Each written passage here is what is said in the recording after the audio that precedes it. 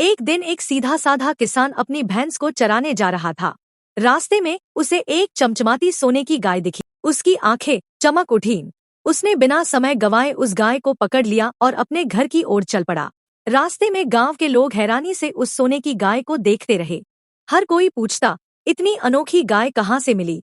लेकिन किसान बस मुस्कुराता रहा। वो सोचने लगा, अगर मैं इस भैंस और सोने की गाय का दूध बेचूं तो एक दिन बहुत बड़ा आदमी बन जाऊंगा। समय बीतता गया और वाकई किसान अमीर होता चला गया। उसका घर बड़ा हो गया, कपड़े नए हो गए, गांव में उसकी इज्जत बढ़ गई। वो बहुत खुश था।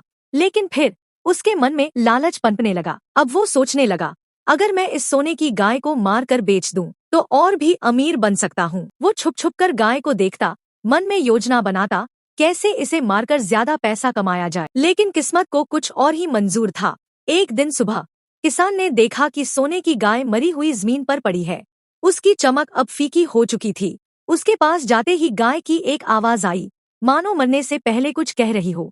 तुम्हारी नियत में खोट थी, इसलिए मैं मर गई। अब मैं पहले जैसी एक आम गाय बन जाऊंगी। लेकिन अगर लोग इस कहानी को लाइक और सब्सक्राइब कर दें तो शायद मैं फिर से जिंदा हो जाऊं।